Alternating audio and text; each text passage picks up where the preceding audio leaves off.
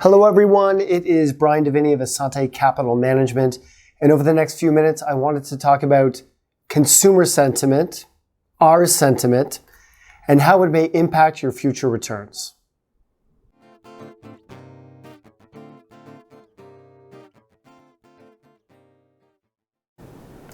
How are you feeling about the world these days?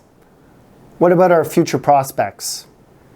I don't think it would be a stretch to imagine that you might have tipped into negative territory, to have a negative view of the future. And the reasons why and the list of them is clear and it's abundant. Even my 10-year-old son Julian can list them all for you. And listing the causes is one thing, but seeing a way out is another. And right now it's hard to see the way we're going to get out of these crises. But if history is a guide, we will. And we will.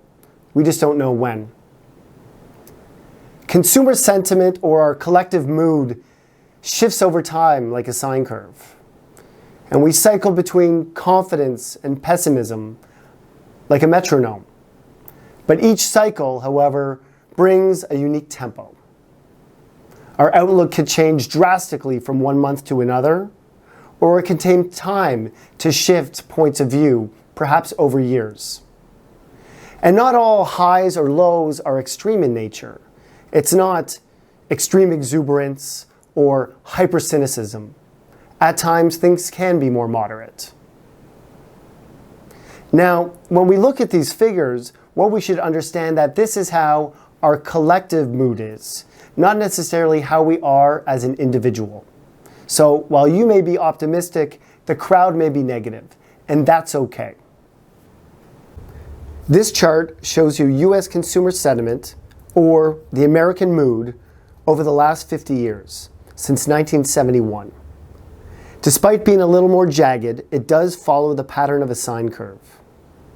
The reasons and causes of why we shifted from optimism to pessimism are unique to each circumstance. In the early 1970s, it was the OPEC-induced oil shock. In the late 70s, early 80s, it was inflation. In the early 2000s, it was the tech bubble and the 9/11 terrorist attacks. Where are we today? Well, we are at the lowest point of consumer sentiment on record. Again, that's the lowest collective mood on record. That, at least, confirms what we've all been feeling. It also suggests, to me, that we may be reaching the trough of our emotions, with more optimistic days on the horizon. What are the prospects for our investments at points of pessimism? Is mood a good predictor? As Warren Buffett famously said, be greedy when people are fearful. And let's check that. Let's see, and have a look at how the S&P 500 performed 12 months after the bottom of the consumer sentiment cycle.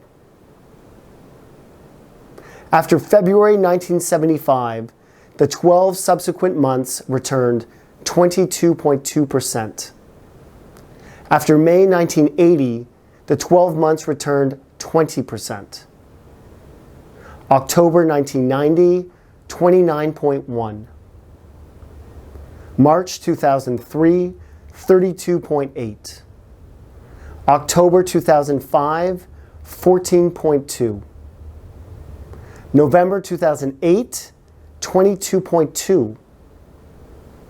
August 2011, 15.4%. And finally, April 2020, 43.6%. So let's come back to the question. Is mood a good predictor of performance? Well, the evidence since 1971 tells us that, yes, negative mood is a good predictor of future performance. And today, we are at the lowest point of consumer sentiment in the last 50 years. We may still go down further, but history suggests that looking forward, returns look promising. At the minimum, now is not the time to make a radical change to your investment or financial plan. If you have any questions about your investment or financial plan, please don't hesitate to reach out.